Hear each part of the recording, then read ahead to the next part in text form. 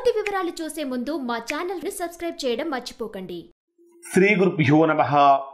శ్రీ మహాసరస్వత్యై నమః. ఓం నమః శివాయ. నారాయణ శాస్త్రి ఆస్ట్రాలజీ ఛానల్ వీక్షిస్తున్నటువంటి ప్రేక్షక మహాశయులకు స్వాగతం, సుస్వాగతం.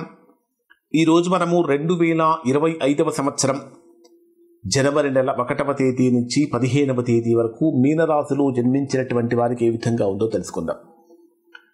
మీనరాశి వారి యొక్క రాశి ఫలితాలు పరిశీలించే ముందు ప్రేక్షక మహాశయులందరికీ కూడా నూతన ఆంగ్ల సంవత్సర శుభాకాంక్షలు తెలియజేసుకుంటూ మీనరాశి వారికి ఏ విధంగా ఉందో తెలుసుకుందాం.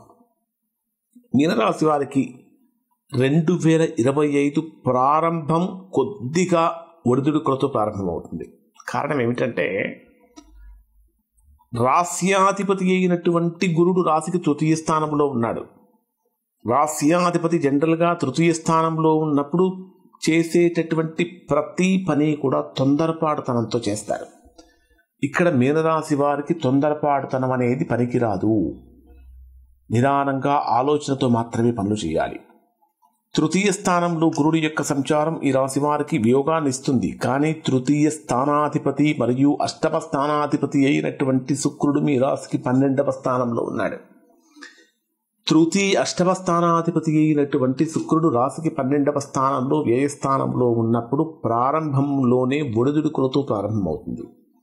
మిత్రులతో సమస్యలు, బంధువులతో సమస్యలు, అయిన వాళ్ళతో సమస్యలు, లేదా ఊహించినటువంటి విధంగా ఆర్థికపరమైనటువంటి ఇబ్బందులు.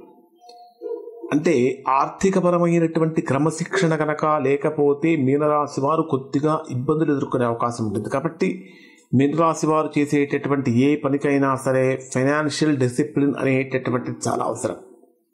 ఇంకొకటి ఏంటంటే, మీ జన్మరాశికి ద్వితీయ స్థానాధిపతి మరియు భాగ్యస్థానాధిపతి అయినటువంటి కుజుడు, అంటే ధనాధిపతి అయినటువంటి కుజుడు 5వ స్థానంలో నీచంలో సంచరిస్తున్నాడు.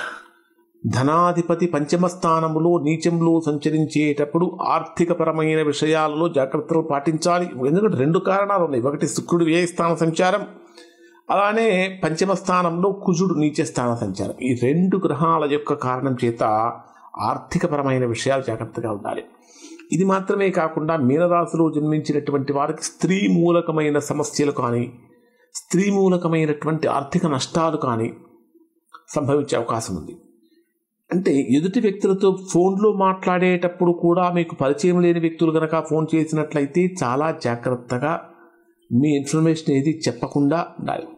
ఎందుకంటే ఎదుటివారు మిమ్మల్ని ఈ 2025 బిగినింగ్ నుంచి తొందరగా అట్రాక్ట్ చేసి మోసం చేసే అవకాశాలు ఎక్కువగా కనిపిస్తుంటాయి. అంటే మోసపోయే అవకాశాలు కనిపిస్తుంటాయి. కాబట్టి జాగ్రత్తలు పాటించండి. ఇంకొకటి ఏంటంటే, ఇక మిగిలినటువంటివన్నీ కూడా పాజిటివ్ మ్యాటర్సే. చతుర్థ సప్తమ స్థానాధిపతి అయినటువంటి బుధుడు మీ రాశికి 10వ స్థానంలో సంచరిస్తున్నాడు. చతుర్థాధిపతి 10వ స్థానంలో సంచరించేటప్పుడు ఉద్యోగపరమైన విషయాలు అనుకూలంగా మారుతూ ఉంటాయి. ముఖ్యంగా చెప్పాలంటే కుటుంబ వాతావరణంలో ఏర్పడిన సమస్యలన్నీ కూడా తొలగిపోయి కుటుంబ పరంగా అనుకూలత కలుగుతుంది. ఎవరైతే మీనరాశిలో జన్మించినటువంటి వారు వివాహం కోసం ప్రయత్నిస్తున్నారో అటువంటి వారికి ఈ మాసంలో అనుకూలమైన ఫలితాలు ఉండవు, ప్రతికూలమైన ఫలితాలు ఉంటాయి. కానీ ఉద్యోగం కోసం ప్రయత్నించేటటువంటి వారికి, నిరుద్యోగులుగా ఉన్నటువంటి వారికి అనుకూలత మారుతుంది, అనుకూలంగా ఉంటుంది. ముఖ్యంగా చెప్పాలంటే టీచింగ్ ప్రొఫెషన్లో ఉన్నటువంటి వారికి, జర్నలిజంలో ఉన్నటువంటి వారికి, లేదా బుక్ షాప్స్ అండ్ స్టేషనరీ బిజినెస్లో ఉన్నటువంటి వారికి, అడ్వకేట్స్కి, ఆస్ట్రాలజర్స్కి మొదలైన వాళ్ళందరికీ కూడా మీనరాశిలో జన్మించినటువంటి వారికి అనుకూలమైన ఫలితాలు పొందుతారు. ఇక్కడ షష్టాధిపతి అయిన రవి కూడా 10వ స్థానంలో సంచరించేటప్పుడు స్వల్పమైనటువంటి అనారోగ్య సమస్యలు మీనరాశి వారికి కలుగుతూ ఉంటాయి. గతంలో ఎవరైతే మీనరాశి వారు రుణాలు చేసి ఆ రుణాలకు వడ్డీలు కడుతూ ఉన్నారో, లేదా రుణాలు తీర్చడం కోసం ప్రయత్నిస్తున్నారో, ఆ తీర్చడం కోసం చేసే ప్రయత్నాలలో కూడా ఇబ్బందులు కలుగుతాయి. గుడ్ న్యూస్ ఏమిటంటే, మీనరాశి వారు 2025లో ఎవరైతే బ్యాంక్ లోన్స్ కోసం ట్రై చేస్తున్నారో వారి ప్రయత్నాలు చక్కగా సక్సెస్ఫుల్గా ముందుకు వెళ్తాయని చెప్పాలి. అంటే ఇతరుల నుంచి ధన సహాయం అనేటటువంటిది ఏదో ఒక రకంగా అందుతూ ఉంటుంది. కొన్ని సమస్యలు కలిగినప్పుడు ఎదుటి వారి మీద ఆధారపడకుండా స్వయంగా మీరే పరిష్కరించుకోవటం అనేది చాలా ఉత్తమమైనటువంటి పని. ఎదుటి వారి మీద కనుక ఆధారపడినట్లయితే మీ సమస్యలు ఎప్పటికీ పరిష్కారం కావు అనేటటువంటి విషయాన్ని మీనరాశి వారు గుర్తుపెట్టుకోవాలి. ఇంకొకటి ఏంటంటే ఉద్యోగ ప్రయత్నాలు అనుకూలంగా మారతాయని చెప్తున్నాను. ముఖ్యంగా దైవ బలం తక్కువగా ఉంది. దైవ దర్శనం చేసుకోవటం కానీ, శివుడికి రుద్రాభిషేకం చేయించుకోవటం వలన కానీ మీనరాశి వారు సత్ఫలితాలు పొందుతారు అని చెప్పాలి. అనవసరమైనటువంటి ఆర్గ్యుమెంట్స్ చేయటం వల్ల వివాదాలు కలుగుతూ ఉంటాయి. కాబట్టి మీనరాశి వారు వివాదాల జోలికి వెళ్లకుండా ఉండటం అనేది ఉత్తమం. దేవయుజగా పరిశీలిస్తే వీరికి ఏ విధంగా ఉందంటే 1వ తేదీ ఉదయం నుంచి 3వ తేదీ ఉదయం 10:46 వరకు ఉండేటటువంటి సమయం దాదాపుగా అనుకూలమైనటువంటి ఫలితాలు ఇస్తుంది. అంటే న్యూ ఇయర్ సెలబ్రేషన్స్ చాలా గొప్ప ఆనందాన్ని పొందుతారు. 3వ తేదీ వరకు కూడా చాలా గొప్ప అనుభూతిని, ఆనందాన్ని పొందుతారు. 3వ తేదీ ఉదయం 10:46 నుంచి 5వ తేదీ మధ్యాహ్నం 2:35 వరకు ఉండేటటువంటి సమయం పూర్తిగా ప్రతికూలమైన సమయం.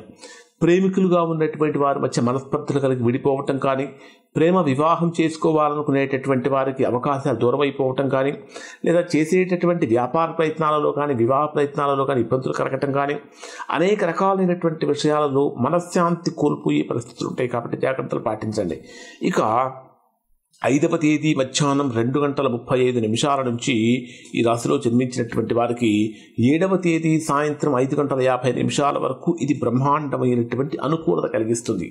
ఆర్థికపరమైనటువంటి లాభాన్ని కలిగిస్తుంది.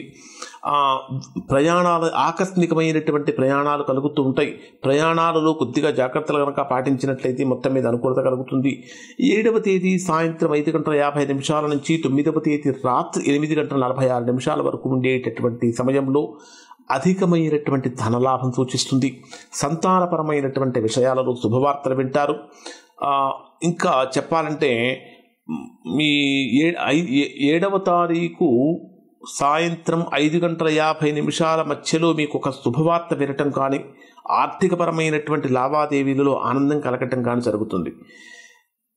7వ తేదీ నుంచి 9వ తేదీ రాత్రి 8:46 వరకు ఉండేటటువంటి సమయంలో బంధుమిత్రుల యొక్క కలయిక కానీ, ముఖ్యమైనటువంటి వ్యక్తుల నుంచి వచ్చేటటువంటి ఆహ్వానాలు కానీ అనుకూలత, ఆనందాన్ని ఇస్తాయి. దాంతోపాటు శుభకార్యాలు చేయటం కోసం చేసే ప్రయత్నాలు కూడా బాగా ఫలిస్తాయని చెప్పాలి.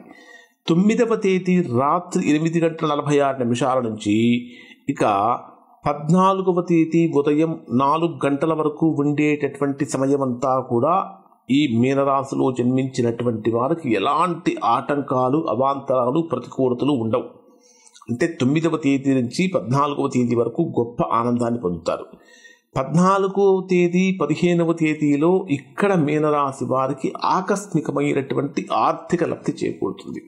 కానీ మీనరాశి వారికి చెప్పాల్సిన ఒక ప్రధానమైన విషయం ఏమిటంటే గోచార రీత్యా ఆర్థిక లాభం సూచిస్తుంది. కానీ వ్యక్తిగత జాతకంలో దోషం ఉంటే ఈ గొప్ప లాభాన్ని పొందలేరు. అటువంటి సందర్భంలో వ్యక్తిగత జాతకంలో ఎక్కడైనా దోషాలు ఉన్నాయా, జరుగుతున్న మహర్దశలు కానీ అంతర్దశలు కానీ దోషయుక్తంగా ఉన్నాయేమో చూసుకొని, ఒకవేళ ఎవరైతే తీవ్రమైన ప్రతికూలతలు కనుక పొందుతుంటే ఆ ప్రతికూలతలు తొలగిపోవటానికి మీ వ్యక్తిగత జాతక విశ్లేషణ చేయించుకొని దోషం ఎక్కడుందో తెలుసుకొని దోష నివారణ చేయించుకుంటే సత్ఫలితాన్ని పొందుతారు. ఇవి మీనరాశికి సంబంధించిన ఫలితాలు. శుభం.